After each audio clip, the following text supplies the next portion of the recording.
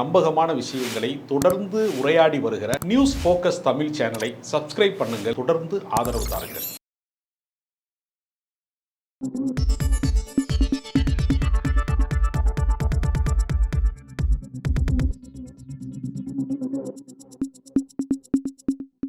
வணக்கம் சார். வணக்கம். தமிழக வெற்றிக் கழகத்தினுடைய 2வது மாநில மாநாடு மதுரையில் வெற்றிகரமாக நடந்து முடிஞ்சிருக்கு. ஒரு மிக நீண்ட ஒரு வீர ஆவேச உரையை தலைவர் விஜய் அவர்கள் ஆற்றி முடிச்சிருக்கிறாரு. அவர் பேசுனதை பற்றி ஸ்பெசிஃபிக்காக பேசுறதுக்கு முன்னாடி ஓவராலாக அவர் பேச்சு நீங்கள் எப்படி பார்க்குறீங்க? அவருடைய பேச்சில் சமகால அரசியலினுடைய எதிரொலி அப்படின்னு இப்போ உதாரணத்திற்கு வாக்காளர் திருத்த பட்டியலில் செய்யப்பட மோசடி, எஸ்ஐஆர் என்பது அதுக்கான மோசடிகள், இப்போது சாதி ஆணவ படுகொலைக்கு எதிரான தனிச்சட்டம், கவின் படுகொலை, இதெல்லாம் இந்த மாதிரி சமகால பிரச்சனை. தூய்மை பணியாளர்களுக்கு அரசு பணியில் அவர்கள் நிரந்தரப்படுத்தப்பட வேண்டும். இது மாதிரி சமகால பிரச்சனைகளினுடைய எதிரொலி எங்காவது கேட்கணும்னு பார்த்தோம்னா, ஸ்டாலினை நீங்கள் சேரை விட்டு இறங்குங்க, நான் உட்காந்துக்கிறேன், அதுக்கு காரணம் என்னென்னா நீங்கள் யாருமே உண்மையாக கிடையாது அப்படின்னு சொல்லி ஒரு 52 வயசு ஆள், அவரே அங்கிள் தான், அவர் ஸ்டாலின் அங்கிள் அப்படிங்கிறாரு. எப்படி தன்னை யூத் படத்தில் நடிக்கலாமே தவிர எப்போவுமே யூத்தாக இருக்க முடியாதுங்கிற யதார்த்தம் கூட விஜய்க்கு தெரியாதான்னு எனக்கு தெரியல. அவர் என்ன சொல்கிறாருன்னா, மிஸ்டர் கிளீன் இமேஜோடு இருக்கக்கூடியவர்கள் யார் அப்படின்னு பார்த்தீங்கன்னா பேரறிஞர் அண்ணா. ஏன்னா அவருக்கு அதிகாரத்துக்கு வந்த ஓராண்டுக்குள்ளே நோய்வாய்ப்பட்டுட்டார். அடுத்த ஆண்டு அவர் மறைந்துட்டார். 67 இருக்கார், 68ஓட அவருக்கு அவ்வளோதான். அப்போ அண்ணாவுக்கு பின்னாடி 69 ஓராண்டு தான் ஆட்சின்னு வச்சுக்கோங்களேன் அவருக்கு. அப்புறம் அதுக்கடுத்து பின்னாடியுமே அவர் சிகிச்சைக்கு போனார், உடல்நலம் தேரலை, அவர் மறைந்துட்டார். அப்போ அவருடைய ஆட்சி என்பதை நம்ம முழுக்க அதிகார மையத்தில் முழுமையாக பார்ப்பதற்கான வாய்ப்பை காலம் வழங்கவே இல்லை. அவர் ஒரு மிஸ்டர் கிளீன் இமேஜ், அது ஒன்றும் சந்தேகம் கிடையாது, அது தெரிஞ்சு வச்சிருக்கிறாரு. எம்ஜிஆர் மேலே மக்களுக்கு கண்மூடித்தனமான, எம்ஜிஆர் நிறைய அரசியல் பிழைகள் செய்திருக்கிறாரு. மெரினா கடற்கரையை சுத்தப்படுத்த வேண்டும் என்பதற்காக அங்க இருக்கிற குடியிருப்புகளை எல்லாம் அகற்றுகிற போராட்டத்தில் துப்பாக்கிச்சூடு நடந்து அதை அழகாக்கணும் அப்படிங்கிறதுக்காக, ஆமா, அழகுபடுத்த வேண்டும் என்பதற்காக அங்க இருக்கக்கூடிய குடிசைகள், அங்க இருக்கக்கூடிய அந்த ஓரத்தில் குடியிருக்கிறவங்க, கடற்கரை ஓரம் குடியிருக்கிறவர்களை எல்லாம் அப்புறப்படுத்துகிற போராட்டத்தில் போலீஸ் துப்பாக்கிச்சூடுலாம் நடந்திருக்கு. அவர் ஒரு பக்கம் கடல் மேல் பிறக்க வைத்தான், எங்களை கண்ணீரில் மிதக்க வைத்தான் படகோட்டியில நடிச்சிருக்கலாம். நிஜ வாழ்க்கையில அவர் துப்பாக்கிச்சூடு நடத்தி இருக்கிறாரு. அவருடைய அரசாங்கம் துப்பாக்கிச்சூடு நடத்தி இருக்கிறாரு. அப்ப அவர் மிஸ்டர் கிளீன் இமேஜுக்குள்ள வருவாருன்னு நம்ம சொல்ல முடியாது. இன்னைக்கு தமிழ்நாட்டில் கல்வி தந்தைகள் என்று சொல்லக்கூடிய கல்வி கொள்ளையர்கள், திருடர்கள் உருவாவதற்கு மிகப்பெரிய காரணமாக திகழ்ந்தவர் யார் அப்படின்னு பார்த்தீங்கன்னா எம்ஜிஆர் தான். இன்னைக்கு நிறைய ஆக்கிரமிக்கப்பட்ட பல்கலைக்கழகங்கள், பல ஊர்களில் பேரு சேரி வேளச்சேரி அப்படி இப்படின்னு ஏரின்னு வரும், பூரா ஏரியை பூரா ஆக்கிரமிச்சு இவங்க பூரா கல்வி கொள்ளையர்கள் ஆக்கிரமிக்கப்பட்டது பூராமே நீங்கள் பார்த்தீங்கன்னா சாராயம் வித்தவன்லாம் கல்வி தந்தை ஆனதுக்கெல்லாம் எம்ஜிஆர் மீது நிறைய விமர்சனங்கள் இருக்கிறது.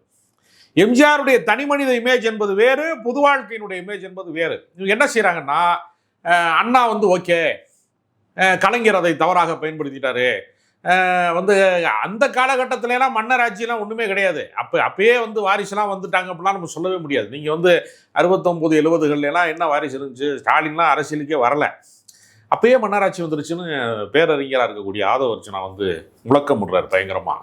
சம்மந்தம் இல்லாமல் பேசுகிறாங்க, சமகாலத்தை மனதில் வைத்துக்கொண்டு அந்த காலத்தை அவங்க விமர்சனத்தை முன்வைக்கிறாங்க. அது ஒரு வகையான தன்மைகள் ஒரு பக்கம் இருக்கிறது. அவங்களுக்கு என்ன நோக்கம் இருக்கிறதுனா, 67 அண்ணா ஆட்சிக்கு வந்துட்டார், 77 எம்ஜிஆர் ஆட்சிக்கு வந்துட்டார்.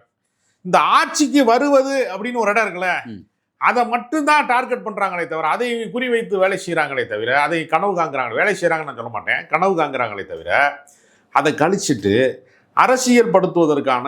இப்போ நான் என்ன கேட்குறேன், இன்றைக்கி ஊரப்பாக்கத்துலேருந்து ஒரு 33 வயசு இளைஞர் இந்த மாநாட்டுக்கு போனவர் கடுமையான வெயில் தாக்கத்தில் ஒருத்தர் உயிர் இழந்திருக்கிறார் மயங்கி. அந்த உயிரை யார் திருப்பி கொடுக்குறது? அப்போ எதற்காக அந்த உச்சி வெயிலில் கட்டுக்கடங்காத கூட்டம்னு நான் சொல்ல மாட்டேன், கட்டுப்பாடு இல்லாத கூட்டம். கட்டுக்கடங்காத கூட்டத்துக்கு பின்னாடி அது கூட்டம் என்பது வேறு, கும்பல் என்பது வேறு. கூட்டம்னா அது ஒழுங்குபடுத்தப்பட்டது, ஒரு வரிசையில் நிற்பான் எல்லாருமே, அதுதான் கூட்டம். கும்பல்ங்கிறது என்னன்னா வரிசையை தாண்டி போவான். முன்னாடிலாம் இப்போ தான் ஆன்லைன் டிக்கெட்லாம் போடுறாங்க. முன்னாடிலாம் சினிமா டிக்கெட் எடுக்கிறதுக்கு சில பேர் என்ன பண்ணுவாங்கன்னா, சவுக்கு கட்டையில் ஒரு பாதை மாதிரி போட்டு வச்சுருப்பாங்க. முன்னாடி இருக்கிற 20 ஆண்டுகளுக்கு முன்புலாம் சில பேர் நம்ம தலைமையில் ஏறி போவேன். அந்த கும்பல் மனோபாவத்தோடு தான் அவங்க நடந்திருக்காங்க.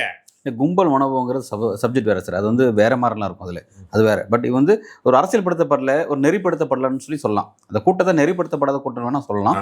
பட் அதை செஞ்சுருக்கணும் அவங்க. கும்பல்ன்ற சப்ஜெக்ட் அது வேறு, அது வேறு தன்மைக்கு போயிடும். வேண்டாம் அது.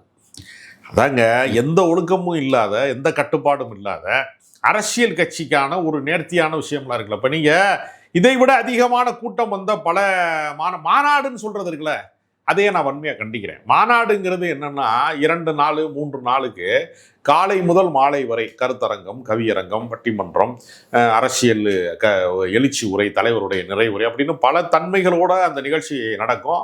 கட்சியினுடைய ஒவ்வொரு மாவட்டம் சார்பாக அவங்கள பேச வைப்பாங்க. நீங்க திரும்ப திரும்ப நீங்க பார்த்தீங்கன்னா எல்லா மாநாட்டிலையுமே ஆதவர்ஜுனா, புஷி ஆனந்த், ராஜ்மோகனுடைய தொகுப்புரை, இந்த ஒரு செட்டிங் மாறாம இருக்கு பாருங்க. நான் என்ன சொல்றேன்னா, அந்த மதுரையை சேர்ந்த ஒரு நிர்வாகி அப்படிங்கிறவரை அந்த ஊர்ல நடக்கிறதுனால அவரை மட்டும் பேச வச்சிருக்கிறாங்க. ஆனா ஒரு கட்சியினுடைய இதுல வந்து என்ன செய்யணும்னா, எல்லாரையும் ஒன்று திரட்டுகிற இடங்கள்ல விஜய் எல்லாருக்கும் அறிமுகமானவர், கட்சி நிர்வாகிகள் எல்லாருக்கும் அறிமுகமானவர்கள் அல்ல. ஏற்கனவே அறிமுகமானவர்கள் அல்லாதவர்களை மேடையில் என்ன செய்வாங்கன்னா தீர்மானம் வாசிப்பதற்காவது அனுமதிப்பாங்க. எஸ், அதை நான் கவனிக்கிறேன். அதாவது ஒரு மாநாடு அப்படின்னா ஃபஸ்ட் நிகழ்ச்சி நிரல் இருக்கும். ஒரு கட்சினா நிகழ்ச்சி நிரல் இருக்கும். என்ன தலைப்பு, எதில் பேச போகிறாங்க, யார் யார் பேச போகிறாங்க, எத்தனை மணிக்கு ஆரம்பிக்குது, எத்தனை மணிக்கு முடியுது அப்படிங்கிற அந்த கிளியர் டேட்டாஸ் வந்து அஜெண்டாங்கிறது இருக்கும். அது வந்து ஃபஸ்ட்டு மாநாட்டிலையும் விக்ரவாண்டி மாநாட்டிலையும் அது இல்லைன்னு பார்த்தோம். இங்கேயும் அது இல்லை. பத்திரிகைகள் கேட்கும்போது அது இல்லாமல் தான் அது போச்சு அப்படிங்கிற பக்கம். திடீர்னு வந்தார், திடீர்னு மேடை ஏறினார், பேசுனாங்கன்னு சொல்லிட்டு டக்குன்னு முடிச்சாங்க. அதாவது அவர் முடிச்சது, அவர் பேச்சு முடிச்சிட்டாரு. அதுக்கப்புறம் தான் வந்து இனிமேல் தான் வந்து மாநாட்டோட அறிக்கை தீர்மானத்தை இனிமேல் தான் வாசிக்க போகிறேன்னு சொல்கிறாங்க. அது வந்து லேட்டர் ரிலீஸ் பண்ணாங்க போல இருக்குது. அது ஒரு சிஸ்டமேட்டிக்காக இருக்க மாட்டேங்கிறது ஓகே, அதை புரிஞ்சுக்கிறான். ஆனால் அவர் டார்கெட் பண்ணுற, அவர் பேசக்கூடிய அந்த அரசியல், அதை எப்படி பார்க்குறீங்க? இல்லை, அவர் என்ன அரசியல் பேசினார்? பாஜகவை வந்து நாங்கள் வந்து ஏற்க மாட்டோம் அப்படின்னு சொல்கிறாரு. அது வந்து தமிழ்நாட்டு அரசியலை பொறுத்தவரையில் பாஜக ஒரு வலுவிழந்து இருக்கக்கூடிய தேசிய கட்சியாக அது இருந்தாலும் எந்த தேசிய கட்சியுமே தமிழ்நாட்டில் வலிமையாக இல்லை. காங்கிரஸ் கட்சி வந்து கடந்த காலங்களில் 50 ஆண்டுக்கு முன்னாடி வேணால் இருந்திருக்கலாம், சமகாலத்தில் இல்லை. கம்யூனிஸ்ட் கட்சி வந்து காங்கிரஸ் கட்சி வலிமையாக இருந்த காலத்தில் எதிர்கட்சி வரிசை வரைக்கும் அவங்க வந்திருக்கிறாங்க. இன்றைக்கு அவர்கள் வலிமையான கட்சியாக இல்லை. 1% வாக்கு வங்கி என்கிற இடத்தை நோக்கி பின்னோக்கி போயிட்டாங்க. அவங்களால சமகாலத்தில் அரசியலை வந்து கட்டமைக்க முடியலை. அப்போ தேசிய அரசியல் என்பது தமிழ்நாட்டு அரசியலில் ஏற்கனவே ஒரு வெற்றிடமாக வெறுமையாகத்தான் இருக்கிறது. பாஜக எதிர்ப்பு என்பதனாலேயே ஒருத்தர் வந்து புரட்சிகரமானவர், முற்போக்கானவர், சிறந்த சிந்தனைக்கு உரியவர், மாற்று அரசியலை முன்னெடுக்கிறவர் அப்படின்னு நம்புற ஒரு இடம் இருக்குல்ல, அப்படி ஒரு இடம் இல்லைன்னு நான் நினைக்கிறேன். பாஜக எதிர்ப்புங்கிறத வச்சு அடையாள. ஆமா, அது ஒண்ணுதான் வந்து அவருடைய இமேஜை உயர்த்திடும். இவர் வந்து மதவாதத்துக்கு அப்பாற்பட்டவர் அப்படி. பாஜக எதிர்ப்பு ஒண்ணு மட்டுமே வந்து போதுமானது அரசியலுக்கு. இல்லை சார், நீ திமுக தான் சார் நம்புறாங்க பாஜக எதிர்ப்புங்கிறத பிரதான அரசியல். ஏன்னா அதை அவங்க வச்சதுனால தான் தொடர்ச்சியா வெற்றிகள் பார்த்துட்டு இருக்காங்க. ஸோ வந்து அது என்ன செய்யறாங்கன்னா, திமுகவினுடைய வலிமையை உணராதவர்கள் பாஜகவை எதிர்க்கிறதுனாலதான் இவங்க ஜெயிக்கிறாங்கன்னு அவங்க நம்புறாங்கல்ல, அது உண்மை கிடையாது. எப்பவுமே அவங்க என்ன செய்வாங்கன்னா, தமிழ்நாட்டினுடைய நலனுக்கு எதெல்லாம் எதிராக இருக்கிறது, அது இந்த முறை வந்து கடந்த முறை காங்கிரஸாக இருந்திருக்கும், ஏற்கனவே உள்ள மத்திய அரசாங்கமாக இருந்திருக்கும், இந்தி எதிர் ஆதிக்கமாக இருந்திருக்கும், வேறு சில நெருக்கடிகளாக இருந்திருக்கும். இப்போ நீட்டு எதிர்ப்பு தேவைப்படுகிறது. அது மாதிரி நம்ம மாநில சுயாட்சிக்கு எதிராக எந்த மத்திய அரசெல்லாம் அழுத்தம் தருகிறதோ அதை எதிர்ப்பதன் வழியாக கட்சி வந்து எழுச்சி பெறும். அதைத்தான் வந்து அவங்க காங்கிரஸ் காலத்தில் இந்திய எதிர்ப்பு போராட்டத்தின் வழியாக திமுகவை எழுச்சி பெற வைத்திருக்கிறார்கள். இப்பொழுது பாஜக இருக்கிற போது அது ஒரு மாற்று மதச்சார்பின்மையினுடைய கருத்தை வைத்து முன்னிலைப்படுத்தி கொஞ்சம் மேலே போகிறாங்க. ஆனால் எப்பொழுதுமே நீங்கள் பார்த்தீங்கன்னா ஆதிக்கமற்ற ஒரு சமுதாயத்தை உருவாக்குவதற்கு ஆதிக்க எதிர்ப்பு அரசியலை வந்து மையமிட்டு திமுக வேலை செய்து கொண்டே இருப்பாங்க. அப்படி வேலை செய்யலைன்னா எம்ஜிஆர் கட்சி ஆரம்பித்த நாளில் இருந்து அவர் மறைந்து போன காலகட்டம் வரைக்கும் 72 தொடங்கி அந்த 87 காலகட்டம் வரைக்கும்ல ஏறத்தாழ அரசியலில் வந்து அவருக்கு அதிகாரமே கிடையாது. கலைஞருக்கு எப்படி கட்சி தப்பித்ததுன்னு ஒன்று இருக்குல்ல. இப்போ அதிகாரமற்ற கட்சிகள், சட்டமன்ற உறுப்பினர்கள் இல்லாத கட்சிகள்லாம் ரொம்ப ஒரு பின்னடைவை சந்திக்கக்கூடிய ஒரு காலகட்டத்தை நம்ம பார்க்கிறோம். அவர் எதிர்ப்பு அரசியலில் நீந்தி அப்போ தான் அவர் அதிகமாக செயல்படுவார். நீங்கள் அதிகாரத்தில் இல்லாத போது திமுக ஒரு புரட்சிகரமான முற்போக்கு அமைப்பு எப்படி செயல்படுமோ அவ்வளவு தீவிரமா ஒரு கம்யூனிஸ்ட் கட்சி மாதிரி செயல்படும். தீவிரமாக இயக்கக்கூடிய ஒரு கம்யூனிஸ்ட் கட்சியினுடைய செயல்பாடு எப்படி இருக்குமோ அது மாதிரி திமுக செயல்படும்ல. இப்போ ஜனநாயக பண்போடு அவங்க வந்து எதிர்கட்சி அரசியலில் ரொம்ப தீவிரமா இருப்பாங்க. ஆளுங்கட்சியில கூட அவங்களுக்கு வந்து சில விமர்சனங்கள் வந்துடும், நமக்கு 1-2 விமர்சனம் வந்துடும். ஆனால் அவர்கள் எதிர்கட்சியாக இருக்கிற போது ஜனநாயக பண்போடு இருப்பாங்க. இப்போ நீ எதிர்கட்சியாக இருக்கிற ஒரு இடம், அதிகாரமற்ற ஒரு இடத்துல நீங்க ஜனநாயகத்திற்கு என்னென்ன ஆபத்து இருக்கிறது, என்பதை குறித்து அவர் பேசினாரா விஜய் இன்னைக்கு அப்படின்னு பார்த்தீங்கன்னா ஜனநாயகத்தின் ஆபத்து குறித்து பேசலையே. இல்லை அவர் குறிப்பிட்றாரு, அதாவது வந்து திமுக வந்து நீங்கள் நேர்மையாக இருக்கீங்களா, ஊழல் செய்யக்கூடிய ஆட்சி செஞ்சு நடத்திட்டு இருக்கீங்க, இது வந்து நியாயமான ஆட்சி தானா, உங்கள் ஆட்சியில் வந்து இவ்வளோ பெரிய ஊழல் நடக்குது, இந்த மாதிரியான விஷயங்கள்லாம் இருக்குது அப்படிங்கிறதெல்லாம் அவர் பேசுகிறாரு. நீங்கள் வந்து அதை ஆட்சி செய்ய நீங்கள் தகுதியற்ற நபர் அப்படிங்கிற மாதிரி அக்யூஸ் பண்ணி பேசுகிறாரு ஆளும் அரசு. நான் என்ன கேட்குறேன், திமுக ஆட்சி செய்ய தகுதியற்றதுன்னு ஒரு விஜய் சொல்கிறார்ல, இவருக்கு என்ன தகுதி இருக்குன்னு சொல்ல வர்றாரு. அதை சொல்லணும்ல. ஒரு மாற்றை முன்வைக்கிறவங்க இவருக்கு என்ன அரசியல் ரீதியாக இவர் வந்து என்ன தயாரிப்போட இருக்கிறாரு. இல்லை நீங்கள் வந்து அவர் என்ன சொல்கிறாருன்னா, அரசியல்வாதிகள் வந்து அவ்வளோ பேர் அறிவாளியாக இருப்பாங்கன்றது கிடையாது, சினிமாக்காரன் அவ்வளோ முட்டாள் அப்படிங்கிற விஷயம் கிடையாது அப்படிங்கிற ஒரு விளக்கம் கொடுக்குறாரு. நான் இருக்கேன்னா என்னுடைய செயல்பாடை வச்சு நான் நேர்மையான நிர்வாகத்தை கொடுக்குறேன், நேர்மையான அரசியல் செய்கிறேன் அப்படின்னு சொல்கிறாரு. இல்லைங்க, அதாவது இப்போ நேற்றுக்கு வரையும் எப்படி நீங்கள் காயின் பண்ணுறீங்க அப்படின்னா, அவரே அரசியல் வரலப்பா இவர் வந்துருவாரப்பா அப்படின்னு இப்போ நான் வந்துட்டேன், வந்ததுப்பா இவர் வந்து வந்துட்டார்ல, இப்போ ஆட்சி பிடிச்சிருவார் அப்படின்னு சொல்லி உடனே இப்போ இப்படி பேசுறீங்க. இப்போ அது என்ன சொல்றாருன்னா, வெயிட் பண்ணி பாருங்க நான் என்ன செய்ய போறேன் அப்படின்னு வெயிட் பண்ணி பாருங்க, இன்னும் அரசியல்ன்றது வெயிட் பண்ணி பாருங்க, ஆட்சியை பிடிக்க போறேன், ரூட்டு போற வேட்டு உங்களுக்கு வைக்க போறேன் வேட்டு அப்படின்னு டைலாக்லாம் பேசி சொல்றாரு, ஒரு விஷயம் பேசுறாரு. இப்போ ஒரு துணிவோடு ஒரு அரசியல் செய்யறாரு அப்படிங்கிறத பார்க்க வேண்டியது இல்லைங்க. அவர் வந்து பட்டுப்படாம பேசுறது இருக்குல்ல, அதாவது ஈயம் பூசுனது மாதிரி இருக்கணும், பூசாத மாதிரி இருக்கணுங்கிற மாதிரி, பாம்பையும் அடிக்கணும் கம்பு உடையக்கூடாதுங்கிற மாதிரி அவர் ஒரு அரசியல் என்ன சொல்றாருன்னா, காமராஜரை தோற்கடித்தது யாரு, சினிமாக்காரனான்னு கேட்கிறேன். காமராஜரை யார் தோற்கடிச்சா?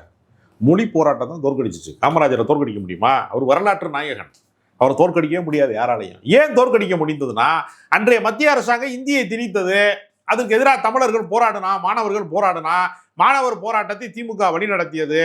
மொழி போராட்டத்தில் தன்னுடைய தாய்மொழியை காப்பதற்காக நூற்றுக்கணக்கான பேர் உயிரிழந்தா, 68 மாணவர்கள் வரைக்கும் உயிரிழந்தா. அந்த உயிரிழப்பின் காரணமாக அந்த கோபத்துல காமராஜரை தோற்கடிச்சிட்டாங்க. அப்ப அது தாய்மொழியை காக்கிற போர்ல தான் அவர் எதிரணியில நின்றுட்டாரு. அவர் சுதந்திர போராட்ட வீரராக இருக்கலாம், தாய்மொழி காப்பாற்றுகிற விஷயத்துல அவர் தேசிய கட்சிக்கு, அவர் சார்ந்திருக்கிற காங்கிரஸ் பேரியக்கத்திற்கு அவர் துணை நின்றுட்டாரு. அந்த அரசியல் தவறு காரணமாக அன்றைக்கு அவர் தோற்கடிக்கப்பட்டார். இப்படிதானே நீங்க யோசிக்கணும். இவரை எப்படி சொல்றாரு, அதாவது அவரை தோற்கடிச்சது வந்து சினிமாக்காரனா, நல்ல கண்ணை தோற்கடிச்சது சினிமாக்காரனா அப்படி கேட்கிறாரு. நல்ல கண்ணை தோற்கடிச்சு உண்மையிலே சினிமாக்காரன் தான் தெரியுமா உங்களுக்கு? அவர் ஒரு முறை சட்டமன்ற உறுப்பினருக்கு அவர் நிற்கிறாரு, பாபநாசம் இந்த திருநெல்வேலி பகுதியில் வந்து நிற்கிறாரு. சேரன்மாதேவின்னு நான் நினைக்கிறேன் சட்டமன்ற தொகுதியினுடைய பெயர். அதில் அவர் நிற்கிறாரு. நிற்கும் போது எம்ஜிஆர் வந்து எதிர் அரசியலில் இருக்கிறாரு. எம்ஜிஆர் எதிர்த்து ஜெயிக்க முடியல, அதாவது அதிமுகவினுடைய வலிமையை தாண்டி அவரால் வெல்ல முடியல. அதனாலதான் அவர் சட்டமன்ற உறுப்பினர் ஆக முடியல. இப்ப அரசியல் வரலாறு தெரியாம தற்குறித்தனமா பேசுறதுன்னு ஒண்ணு இருக்குல்ல. தற்குறிங்கிற வார்த்தை வேண்டாம். இல்லைங்க, தற்குறிங்கிறது என்ன, தனக்கு தோன்றதெல்லாம் பேசுறதுதாங்க தற்குறித்தனம். தற்குறித்தனங்கிறது என்னன்னா, அறிவியல் அடிப்படை இல்லாம, வரலாற்று முகாந்திரம் இல்லாம உன்னை தனக்கு தோன்றதெல்லாம் பேசுறது இருக்குல்ல. நீங்க ஆதவர்ஜுனா பேச்சைய அப்படியே மொழிபெயர்க்கிறது மாதிரி, அல்லது அதனுடைய இன்னொரு எளிமைப்படுத்தப்பட்ட ஒரு கோனார் நோட்ஸ் தான் விஜயோட பேச்சு. இல்லை சார், இப்போ ரெண்டுல ஒரே சவுண்டு கேட்குது எனக்கு. இல்லை சார், இப்போ நீங்கள் சொல்ல நான் புரிஞ்சுக்கிறேன். இப்போ திமுக வந்து ஒரு ஆளும் அரசை வந்துச்சுன்னா அதுக்கு வந்து கடந்த காலத்தில் காங்கிரஸ் வந்து மிகப்பெரிய தவறு செஞ்சுச்சு, இந்த மாதிரியான விஷயங்கள்லாம் செஞ்சாங்க, அதை எதிர்த்து வலிமையாக ஃபைட் பண்ணாங்க, ஸோ வந்து ஆட்சி அதிகாரத்துக்கு வந்தாங்க அப்படிங்கிற ஒரு விளக்கத்தை கொடுக்குறீங்க. இப்போ அந்த மாதிரி என்ன விஷயத்தை வந்து விஜய் செய்கிறாரு இந்த அரசுக்கு எதிராக, அந்த மாதிரியான பிரச்சனை இல்லையே அப்படின்னு நீங்கள் சொல்கிறீங்க. ஆனால் அவர் என்ன சொல்கிறார், குறிப்பிட்றாருன்னா, நீங்கள் அவ்வளோ வாக்குறுதி சொன்னீங்களே, நீங்கள் சொன்ன வாக்குறுதிகள் நிறைவேற்றிட்டீங்களா? எதுக்கு மக்கள்கிட்ட ஃபேக் கமிட்மெண்ட் கொடுத்தீங்க, எதுவும் என் மக்கள்கிட்ட செய்ய மாட்டேங்கிறீங்க? அப்போ மக்கள்கிட்ட பாருங்கள், மக்கள் வந்து நீங்கள் இருக்கணுமா வேண்டாம் மக்கள் கேட்குறேன் வேண்டாங்கிறாங்க. அப்போ வந்து மக்கள் உங்களுக்கு எதிரான, அதாவது ஏன்னா இன்றைக்கு இருக்கிற அளவீடு தான். இன்றைக்கு கடந்த காலத்தில் பெரிய பிரச்சனை இருந்துச்சு, மொழி ரீதியான பிரச்சனை, பெரிய ரீதியான பிரச்சனை இருந்துச்சு, அதெல்லாம் அதை எதிர்த்து திமுக அரசு செஞ்சது ஓகே. ஆனால் இன்னைக்கு அப்படியே இருக்குன்னு கிடையாது. இன்னைக்கு அதோட வடிவம் மாறலாம், பிரச்சனையோட வடிவம் மாறலாம் இல்லையா? இன்னைக்கு மக்கள் எதிர்பார்க்கறது சாதாரண விலைவாசி விஷயம், வேலை இல்லாத நட்டம், இந்த மாதிரியான பிரச்சனை இருக்கு. இது வேற யாரும் கேட்காத அவர் கேட்டிருக்காரா? இது வந்து நீங்க வந்து சுந்தரா டிராவல்ஸ்ல போயிட்டு இருக்கிற எடப்பாடி பழனிசாமி கூட இது எல்லாத்தையுமே கேட்டிருக்கிறாரு. இவர் கேட்காதது புதிதான ஒரு செய்தியை வந்து ஒரு ஏதாவது சொல்லியிருக்கிறாரா? புதிய சித்தாந்தத்தை சொல்லியிருக்கிறாரா? அவர் என்ன சொல்றாரு, அண்ணாவை ஏத்துக்குருவாராம், அண்ணா உருவாக்கின கட்சி திமுகவை ஏற்றுக்கிற மாட்டாங்க. இல்லை, இப்போ நீங்கள் என்ன சொல்கிறீங்க, இப்போ அதை தான் எடப்பாடி பழனிசாமி கேட்குறாரு, அதிமுக பிரதான எதிர்க்கட்சி அதிமுக கேட்குது, நீ ஏன் கேட்குறேன் அப்படின்னு கேட்டிங்கன்னா, அவர் என்ன சொல்கிறாருன்னா, அதிமுக எம்ஜிஆர் உருவாக்கின அதிமுக நீங்கள் எப்படி இருக்குது அப்படிங்கிறது அது தொண்டர்களுக்கு தெரியும், ரொம்ப மோசமான நிலையில் போயிட்டுருக்கு, அது வந்து பொருந்தா கூட்டணி போயிட்டுருக்கு, அடிமை கூட்டணி அதை மாறிடுச்சு, அந்த கூட்டணி என்னவெல்லாம் கூப்பிட்றாங்க, நான் போக மாட்டேன் அப்படின்னு சொல்லி அவர் ரொம்ப இதாக சொல்கிறாரு. நீங்கள் சொல்லக்கூடிய அதிமுக தங்களோட கடமை சரியாக செய்ய மாட்டேங்கிறத விமர்சனம் இவர் வைக்கிறாரு. அதனால தான் அவர் என்ன சொல்கிறாருன்னா, 26ல் டிஎம்கே வர்சஸ் டிவிகே தான், டிஎம்கே வர்சஸ் ஏடிஎம்கே இல்லை அப்படின்ற விஷயத்த சொல்கிறாரே. இல்லைங்க, அதாவது என்ன செய்வாங்கன்னா, ஒரு பிராண்டட் ஒன்று இருக்குது அப்படின்னு அதுக்கு வந்து ஒரு ஃபர்ஸ்ட் காப்பி மாதிரி ஒன்று ஒரு டூப்ளிகேட்டை வெளியிடுறாங்க. அந்த ரேட் அது போகாது, வியாபாரிகளுக்கு தெரியும். அட்டு அசின்லாம் சொல்லுவாங்க பொறமா பச்சாரில், ஒரிஜினல் பீஸ் வேறங்க, அது மாதிரியே இருக்குங்க, இது மாதிரி ஒன்றுங்க. ஏற்கனவே அண்ணா உருவாக்கின திமுக அப்படியே இருக்குது, ஒரிஜினலாக ஒன்று இருக்குது, ஒரு திராவிட இயக்கம் இருக்குது, அது கூடாதுங்க, நான் தாங்க அது அப்படின்னு இந்த பக்கம் சொல்றாரு. அந்த பக்கம் போய் என்ன சொல்றாருன்னா, எம்ஜிஆர் உருவாக்கின ஒரு கட்சி இருக்கு, அது சரியில்லைங்க, எடப்பாடி போய் அங்கே போய் சரணடைஞ்சிட்டாங்க, அந்த கட்சி நான் தாங்கிறார். திமுகவும் நான் தான், அதிமுகவும் நான் தான். இந்த சினிமாவில் டூயல் கேரக்டர் நடிப்பாங்கல்ல, இரட்டை வேடத்தில் கலக்குகிறார் அப்படிம்பாங்கல்ல, இப்போது பாடிக்கொண்டிருப்போது உங்கள் விஜய்ன்னு சொல்லுவாங்கல்ல, அதேதான் இங்க செய்யறாருங்க அவரு. இல்ல சார், திமுகவும் நான் தான், அதிமுகவும் நான் தான், தமிழ் தேசியமும் நான் தான், திராவிடமும் நான் தான். இரட்டை வேடத்தில் சிறப்பாக அரசியலை நடிக்கிறார், சர்க்கார் 2வில் வந்து சிறப்பாக நடிக்கிறார் அப்படின்னு ஒரு இடம் இருக்கு. இல்ல சார், இப்ப அதிமுக வேணா நான் தான் அப்படின்னு சொல்றதுன்னு எடுத்துக்கலாம். ஏன் அப்படின்னா வந்து திமுக வர்சஸ் திமுகன்னு சொல்றாரு அவரு, திமுக வர்சஸ் அதிமுகன்னு சொல்ல. திமுகங்கிறது இருக்கிறது அவர் மறுக்கல, திமுக இருக்கு, திமுக நான் தான் சொல்ல அவரு. திமுக மாற்றா நான் வரேன் அப்படிங்கிறத சொல்றாரு. அதுக்கு அர்த்தம் என்ன அப்புறம்? திமுக மாற்றா நான் வரேங்க. அண்ணா உருவாக்கின திமுக இப்ப இல்ல, அதை கருணாநிதி கெடுத்துட்டாருன்னு ஆதவ அர்ஜுனா சொல்றாரு, ஸ்டாலின் கெடுத்துட்டாருன்னு விஜய் சொல்றாரு. அப்ப அண்ணா உருவாக்கின திமுகவை வந்து பாதுகாக்கிறதுக்கு தான் எம்ஜிஆர் வந்து அரசியல்ல ஜனநாயக போர் நடத்தினாரு. நான் தான் எம்ஜிஆர், நான் தான் திமுக. அர்த்தம் இவ்வளவுதாங்க. நீங்க சுருக்கி நீங்க எல்லாத்துக்கும் நீங்க வந்து நீங்க எத்தனை முறை கரைச்சாலும் கரையாம இருக்கிற கல்வி இதுதாங்க. அவருடைய நோக்கம் என்னங்க? மோடி எதிர்ப்பு என்பதுல நீங்க பாஜகவினுடைய கொள்கை எதிர்ப்பு வேணும். நான் என்ன சொல்றேன், நான் பாஜக எதிர்ப்பு தேவையில்லை. கேட்கிறாரு, நீங்க வந்து ஒட்டுமொத்த நாட்டு மக்கள்கிட்ட வாக்குகள் பெற்று நீங்க பிரதமர் ஆனீங்க, அது வந்து இஸ்லாமியருக்கு எதிரான அரசியல் செய்யறதுக்கான்னு கேட்கிறாரு. இஸ்லாமிய எதிர்ப்பு அரசியலை கண்டிக்கிறாரு அவரு. ரெண்டாவது வந்து பாத்தீங்கன்னா நீட்டுங்கிறது வந்து இங்க மிகப்பெரிய அநீதியா இருக்கு, அதை கைவிட சொல்றாரு. மீனவர்கள் கிட்டத்தட்ட 480 மீனவர்கள் பாதிக்கப்பட்டிருக்காங்க, வந்து கச்சத்தை மீட்டு கொடுங்க அப்படின்னு கேட்கிறாரு. கீழடியை வந்து அங்கீகரிக்காம வச்சிருக்கீங்க, அதை தமிழர்கள் செய்யக்கூடிய துரோகம்னு சொல்றாரு. இதெல்லாம் பட்டியலிட்டு மோடி கண்டிக்கதான் செய்யறாரு. சொல்றாருல்ல, இது சார்ந்து ஒரு மாநாட்டில் இவ்வளவு லட்சக்கணக்கான தொண்டர்களை திரட்டுகிற போது கீழடி நாகரிகத்தை அங்கீகரிக்காத மத்திய அரசாங்கத்திற்கு எதிராக தமிழக வெற்றி கழகம் போராடும் சொன்னாரா? கச்சத்தீவை மீட்பதற்கு நாங்க போராடுவோம். நான் என்ன சொல்றேன்னா, அறிக்கை வெளியிடுவது, கருத்து சொல்வது அப்படின்னு ஒரு இடம் இருக்குல்ல, எக்ஸ் தளத்தில் கருத்து சொல்வதற்கு பதிலாக மாநாட்டில் கருத்து சொல்வது அப்படின்னு இருக்குல்ல, அந்த இடத்தோட அவர் நின்றுக்கிறாரு. இறங்கி வரணும். அடுத்த கல அரசியலே அவர்கிட்ட இல்லை இல்லைங்க. அவருக்கு என்ன கல அரசியல் இருக்கு? அவருடைய அந்த கேரவன் பார்த்தீங்கன்னா வந்து ஒரு பலபலன்னு ஒரு கேரவன் நிற்குது. நான் என்ன சொல்றேன், உன்னுடைய தொண்டர்கள் வெயிலில் மயங்கி சாகிறார்கள், உன்னால தற்காலிகமாக கூட அந்த வெயிலை தாக்கு பிடிக்க முடியாது என்பதற்காக நீ சொகுசு வாகனத்தோட வருகிறாய்ல. நான் என்ன சொல்றேன், அந்த சொகுசு வாகனமே அவர் பயன்படுத்தக்கூடாதுன்னு நான் சொல்லலை. ஏற்கனவே தனி விமானத்தில் போகிறாருங்கிற விமர்சனம் வச்ச உடனே இந்த உடனே தரை வழியா போறாரு. போன வட்டம் குடிக்கிறதுக்கு தண்ணி கூட கொடுக்காம விட்டாங்க விக்கிரவாண்டிலாம் சொன்ன உடனே தண்ணி பாட்டிலே கொடுக்குறாரு. அப்ப ஒரு நிகழ்ச்சிக்கு தண்ணி பாட்டில் கொடுக்கணும் தெரிகிறதுக்கே ஒரு மாநாட்டுக்கு நீ கற்றுக்கொள்ள வேண்டியிருக்குது, 1 வருஷ பாடம் தேவைப்படுது. அரசியலை நீங்க முழுசா கத்துக்கிறதுக்கு எவ்வளவு பாடம் வேண்டியிருக்குன்னு ஒரு கேள்வி நமக்கு வருகிறது. அவருடைய வாழ்க்கை முறை, அவருடைய லைஃப் ஸ்டைலு, அவர் நடந்து போற தோரணை, இது எல்லாத்திலுமே என்னன்னா ஒரு தனி மனித பிம்ப அரசியல் இருக்கிறதை தவிர தொண்டு அரசியல் இருக்கிறது. அது அவரே ஒத்துக்கிறார். பிம்ப அரசியல் தான் இல்ல, அவரே ஒத்துக்கிறார். வந்து 234 தொகுதியில் நான் தான் நினைக்கிறேன், என் ஃபேஸ் வேல்யூ தான் அப்படிங்கிறத அவர் சொல்றாரு. ஏன்னா நடிகர் எம்ஜிஆருக்கு எப்படி வந்து நடிகர் ஒரு கரிஸ்மேட்டிக் ஃபேஸ் இருந்துச்சோ, அது எப்படி வந்து எல்லா கொள்கை பேசின ஸ்ட்ரக்சர் வச்சிருக்கக்கூடிய திமுக வீழ்த்திட்டு அந்த இடத்துக்கு வந்தது காரணம் எம்ஜிஆரோட ஃபேஸ் தான். அதே மாதிரி விஷயம் இவர்கிட்ட இருக்குங்கிறது அது உறுதி. அதனால தான் அவ்வளோ பெரிய கூட்டம் கூடுது, அது மறுக்க முடியாது. தனிப்பட்ட பிம்பம் அவருக்கு இருக்குங்கிறது ஓகே. ஆனால் இப்போ நீங்கள் இவர்கிட்ட இவ்வளோ குறைகள் காண்றீங்க, மக்கள்கிட்ட போக மாட்டேங்கிறீங்க. இப்போ நான் வந்து சொல்லிட்டாரு அவர், நான் மக்கள்கிட்ட போகிறேன், அடுத்து நான் வந்து ஃபீல்டில் இறங்கி தானங்க போன மாநாட்டிலையும் சொன்னார். கோயம்புத்தூர்ல வந்து பூத் ஏஜென்ட் மாநாட்டில் பேசும்போது அது இதே தான் சொன்னார், மக்களிடம் செல், மக்களிடம் வந்து வாழ், இதே தான் டைலாக், பஞ்சு டைலாக் தான் பேசினார். இப்போ வந்து சிங்க கதை சொல்றாரு. சிங்கம் படமெல்லாம் நாங்கள் ஏற்கனவே பார்த்துட்டோம். சிங்கம் கதை சொல்றாரு. சிங்கம் கடிச்சிச்சுன்னா 8 கிலோமீட்டருக்கு கேட்கும். என்னது இதெல்லாம்? இதெல்லாம் நாங்கள் சேனலில் பார்த்தே தெரிஞ்சுக்கிறோம். சிங்கத்தை லைவாகவே அது என்ன சாப்பிடுது, எப்படி போகுது வருதுலாம், அதுக்கெல்லாம் தனியாக சேனல் வந்துருச்சு. அதையெல்லாம் பார்க்கறதுக்கெல்லாம் நாங்கள் வந்து வரலை. நீ என்ன செய்ய போற? சிங்கத்துக்கும் ஜனநாயகத்துக்கு என்ன சம்பந்தம் இருக்கு சொல்லுங்க? செய்ய போறீங்கன்னு செயல் வைக்கிறாங்க. 2020 வரப்போறோம்.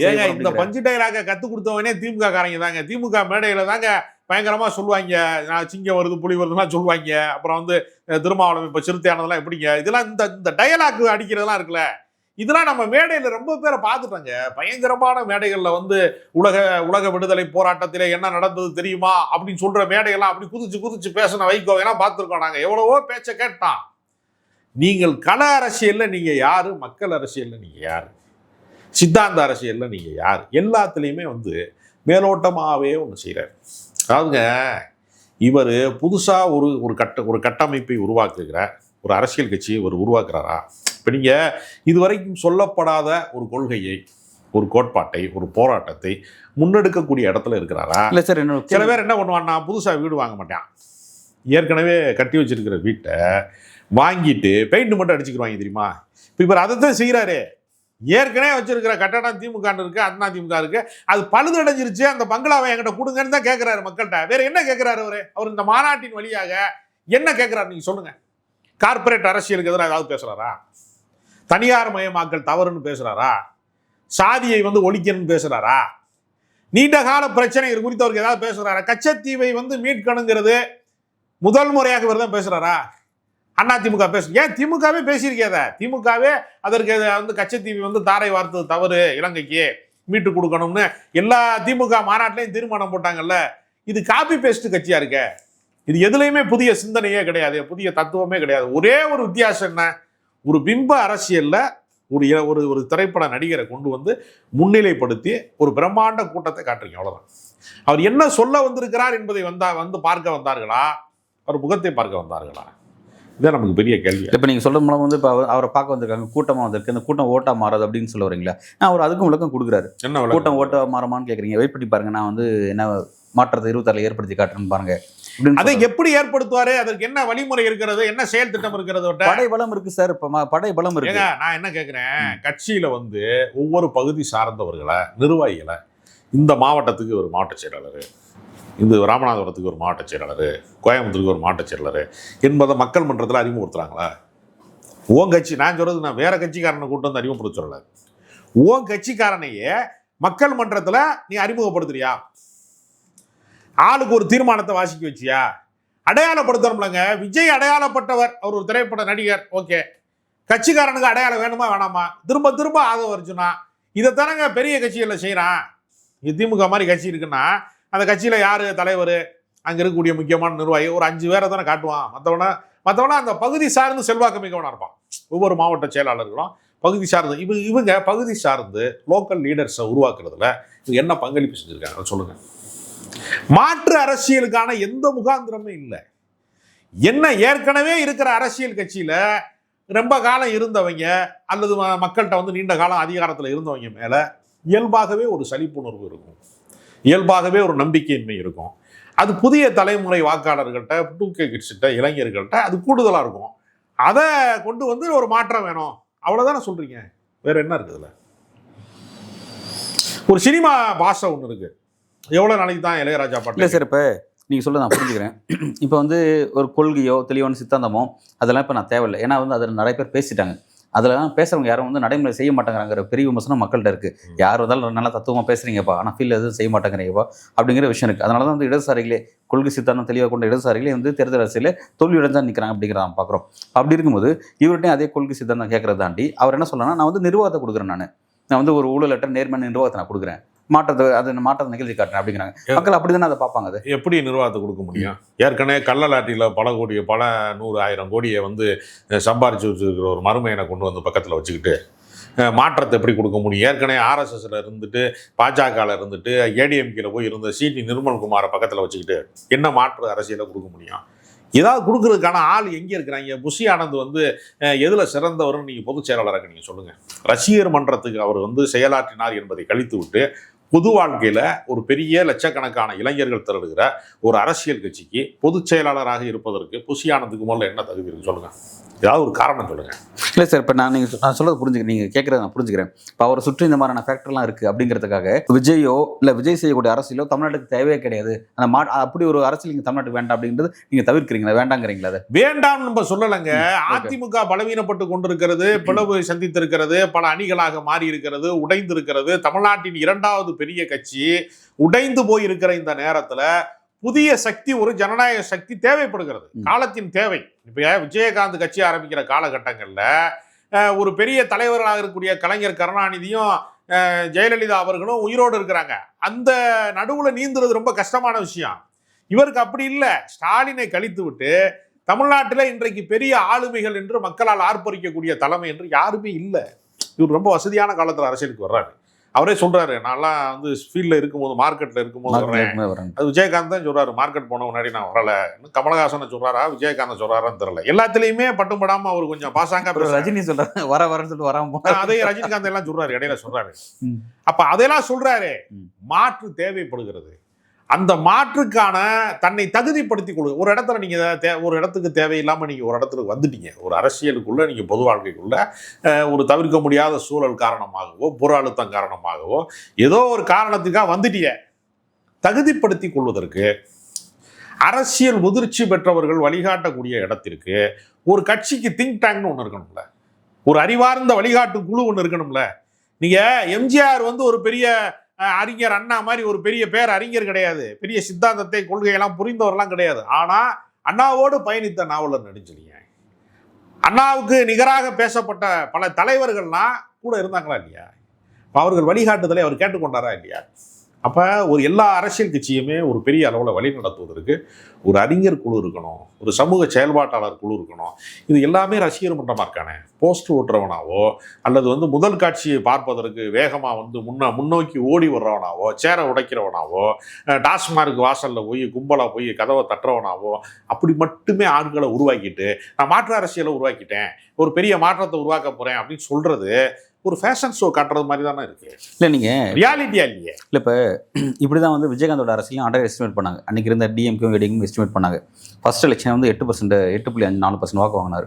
அடுத்து மக்களவைத் தேர்தலில் 10.5 வாங்கினார். அது வாங்கினது அப்புறம் தான் அடுத்து அவர் தான் டிசிஷனிங் ஃபேக்டராக இருக்கார் அப்படிங்கிறத புரிஞ்சுக்கிட்டு அடுத்து அது அவரை வச்சு தான் எலெக்ஷன் மையமாக இருக்க அப்படிங்கும்போது அவர் எந்த பக்கம் போகிறாரோ அதான் வெற்றி அணி அப்படிங்கிற மாதிரி மாறுச்சு. இப்போ இதுவும் அதை நோக்கி தான் நகர்தான் நீங்கள் பார்க்குறீங்க. நீங்களே சரியான உதாரணத்தை எனக்கு எடுத்து கொடுக்குறீங்க.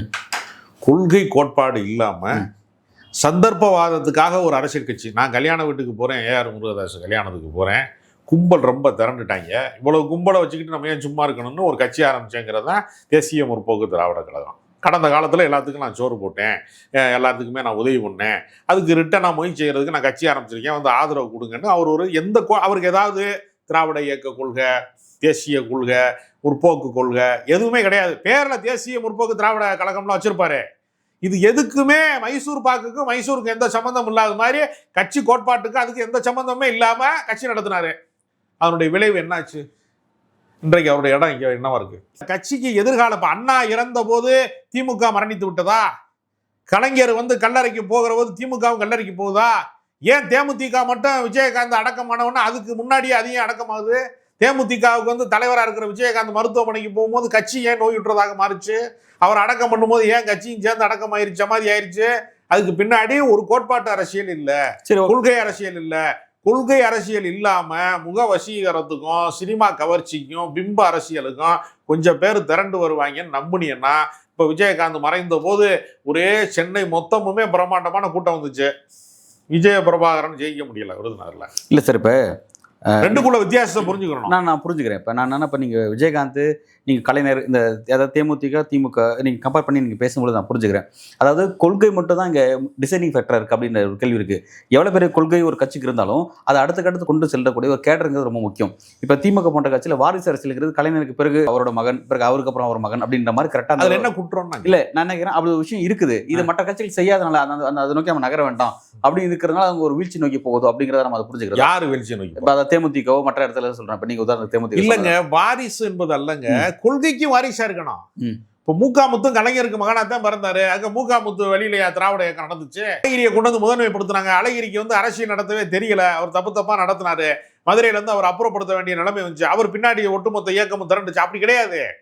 இந்த கட்சியை காப்பாற்றுகிற வண்ணமாக, காப்பாற்றுகிற விதமாக யார் நடந்து கொள்கிறார்களோ அவர்கள் மேல அந்த கட்சி பயணிக்கிறது. அப்படிதான் நம்ம புரிஞ்சுக்கிறோம். உதயநிதிங்கிறது அதுதான் கட்சி அப்படிங்கிறது அல்ல.